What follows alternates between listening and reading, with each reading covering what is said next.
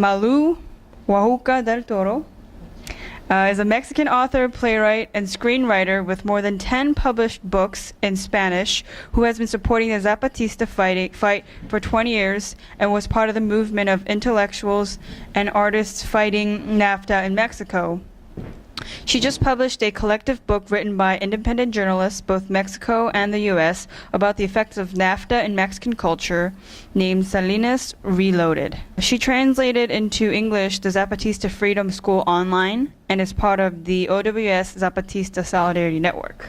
And we have David Valle, a Mexican biologist specialized in genetics, who recently went to Chiapas to the Zapatista Freedom School, OWS Zapatista Solidarity member as well. I'm particularly thrilled to be here talking about the Zapatista movement precisely the week that the president of my country, Enrique Peña Nieto, met with the U.S. California Governor, Edmund Brown, along with Anthony Wayne and Kevin De Leon, to let them know that all the privatization reforms he implemented without the approval of the Mexican people will have a positive effect for North America. I saw a dissenting illustration in Twitter saying, yeah, right, a positive effect for your country, the USA.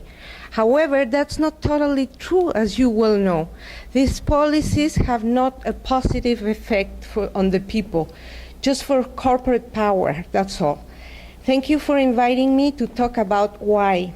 My name is Malú Huacuja del Toro. I'm a Mexican author, and I was part of a movement of authors and artists fighting against NAFTA, the first experiment of free trade agreements in Latin America 20 years ago. We fought for 5 years and we lost. But now history proved we were not as wrong as the government and corporate media said we were.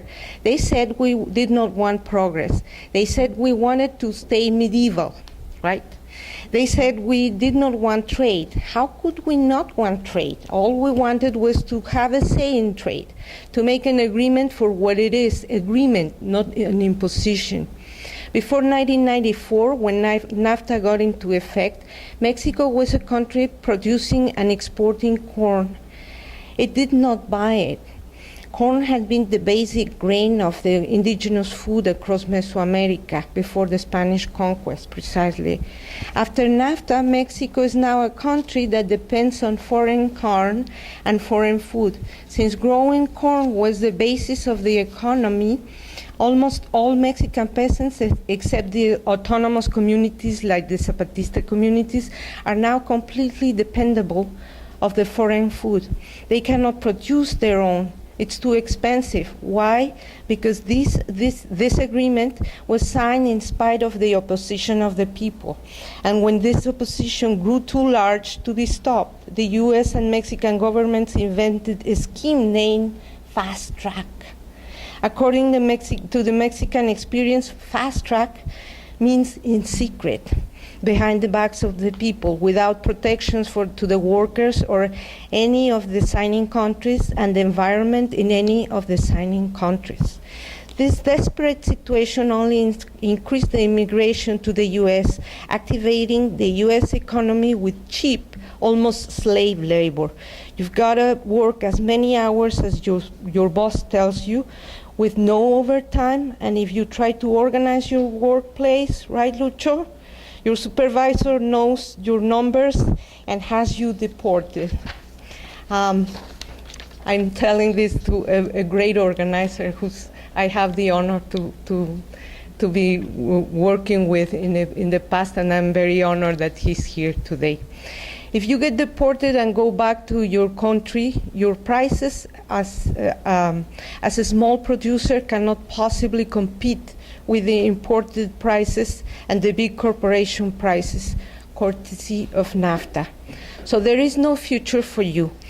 Just over 1 year, in 1993, more than 4,000 children in the state of Chiapas had died from curable diseases and starvation. So in January 1st, 1994, when NAFTA got into effect, the Zapatista war against the neoliberalism started. Along with the military response, a smear campaign began.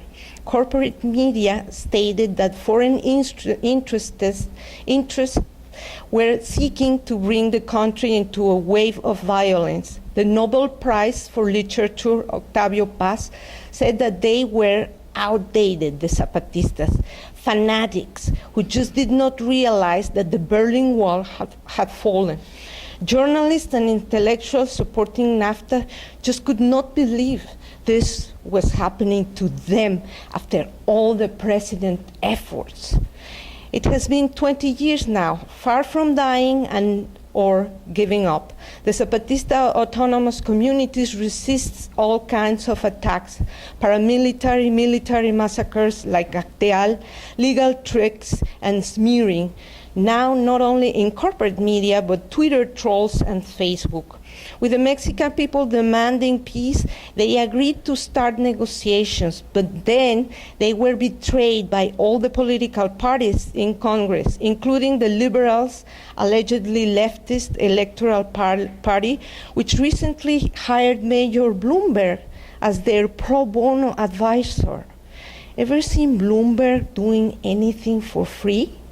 Anyway, we as civil society betrayed them when signing crucial amendments to the long-time negotiated San Andres Agreement. Let us not forget this part of history when asking why they don't deal with any Mexican political party. Nevertheless, they built their own horizontal government system in the caracoles, the snail conch, which is the Mayan symbol of time, representing also the spiral of history. Being the first Latin American guerrilla movement of the last century, which openly and actively supported women's and LGBT human rights, exposed racism against Indian people, used the internet in all languages, they proved to be more modern than their opponents at the time. La Mayor Ana Maria identified in 1996 two kinds of globalizations: the global capitalism, which makes homogeneous every aspect of social life, and global resistance, where we are equal because we are different. We are proposing a society where we have a place in, without making homogeneous. We are not saying we must all be indigenous, and whoever is not indigenous should disappear, but a world where every world fit. Their spokesman, Commander Marcos, said.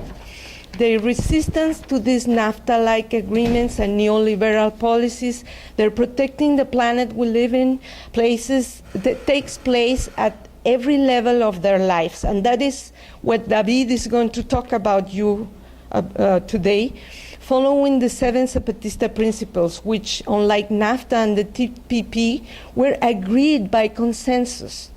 To serve, not to self-serve, to represent, not to impersonate, to build, not to destroy, to lead by obeying, to propose, not to impose, to persuade, not to defeat, and to go down, not up.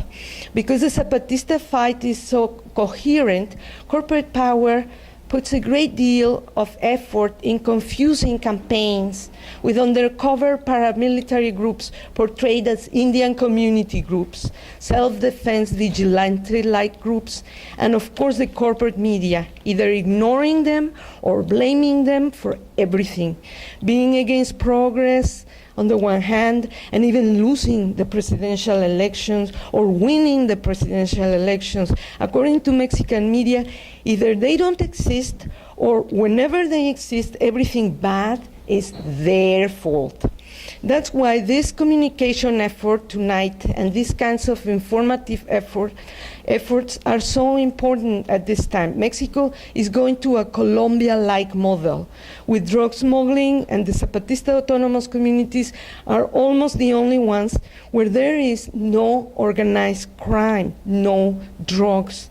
And like Sicilian author Leonardo Sciascia said, when it comes to organized crime, it is all about creating confusion with paramilitary groups, fake martyrs, suspicious murders. The Zapatistas stay logical, and that's their most threatening virtue. Opposing the TPP is the logical thing to do. Later on, you are going to hear from Adam, and we're going to have a workshop on what we can do at this moment to help this fight. Speaking of secret deals, celebrating 20 years of NAFTA, I published a collective book about the propaganda machinery that defeated us in Mexico, the investment in propaganda, the bribes to all the journalists and intellectuals backing President Salinas, who signed NAFTA. I invited some of the best Mexican journalists, both in Mexico and here, specialized in Mexican media, arts, and culture, to talk about the effects of NAFTA. The book is virtually banned. It hasn't been printed and distributed. You can only get it online, and no one made a review about it in Mexico. Why? Because we are explaining and portraying the real face of NAFTA, the human face. It is not a pretty face, let me tell you. As portrayed by 2 interviews made in the book by Mexican journalist Marco Vinicio Gonzalez. Still, 20 years later, we cannot talk about that. My publisher stepped back and asked me to take his logo off it. There is a reason why these stories should not be told. While Mexican people suffered, Mexico was able to produce the richest man in the world, according to Forbes magazine, for several consecutive years, Mexican tycoon Carlos Slim. Now, how is that possible? When you read the stories, and as told in this book, the last thing you can imagine is that these immigrants come from the same country, even near the city, where the richest man of the world made his fortune as soon as NAFTA got into effect in 1994. The truth is, Carlos Slim made his fortune not out of anything he produced, but by destroying unions and privatizing public services. That is the face of NAFTA and all these trade agreements. It's the face of injustice. It's the face of Mexican workers making $5 a day so that we can buy beautiful, inexpensive clothes. In the meantime, right in front of the Metropolitan Museum, you can see Carlos Slim house. It's the only residential house in Fifth Avenue. And he bought it not because he lives there, not because he needs it, but because he can brag about it. So next time you are about to say Mexico is a poor country, please step back and reconsider what you're saying. How come a poor country could make the richest man in the world? So those are the lessons. They are the medievals. Let's not do this again. I'm going to talk to you a little bit about my experience that I had in the Zapatista Escuelita, which is the Zapatista little school down in Chiapas a few months ago. And I want to tell you this because I think this is a clear alternative to what we are hearing here. Sometimes we're presented with this false dichotomy that either we're in favor of these trade agreements, of this capitalism, or we're against it. And being against it in the minds of a lot of people means being against progress, means coming to medieval times. Well, this is totally not true. There are different systems, just people don't know about them, like the Zapatista, which is, I believe, the only true democracy, or the closest to a true democracy that I've been able to see. And I just want to give you 2 quick examples of what I see when I was in the Zapatistas community. One, for example, is how they manage the money. They do have banks. They do use money because it's convenient, because it's easier to use money than just having your goods to exchange for. But they know that money is just a way to get to something, is not an end on itself. So they created a bank, which is a community bank, that basically lends the money to women that want to start their businesses. They lend the money, they charge a very, very small interest of 1% every year. And when people are really in the need and they cannot pay, they don't charge it. But even though they are just charging this small percentage, they were able to duplicate the money they started with within a few years.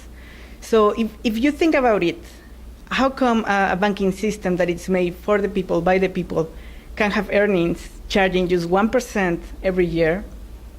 And if you think about how much the current banks are charging us, it's just an amazing amount of money that's going nowhere. So there could be totally a banking system for the people that even could create earnings for the owners if they are willing to give some of the vast richness that they're taking out of the people, and they decide to make it really to improve the living situation. So if you compare how the Zapatistas were 20 years ago and how they are doing now, the difference is amazing. So as Malú was saying, back there before the uprising, there were children dying from curable diseases. Nowadays, they have hospitals that are run by volunteers and by indigenous people that are learning medicine. And even indigenous people that are not from Zapatistas communities go to these hospitals because they are better equipped, they have better equipment and better personnel than the hospitals that are run by the government. And this is all made just with people that live in one of the more of the poorest places in Mexico. So they are really humble. They really have a lot of material needs. But at the same time, they are very full people because they are really engaged with their communities. They are really engaged with their future. They are building their own future. And having that kind of freedom is something that it's really gives you a totally different perspective on things. And the second example I want to give you is how they see themselves and how they decide the things they do. They have a great respect, obviously, for their own traditions, but also they have a saying that is, if this doesn't work, we shouldn't keep it. If it works, we should keep doing it. And they know that as time passes, probably the different systems that are creating now are not going to be enough because they know everything changes.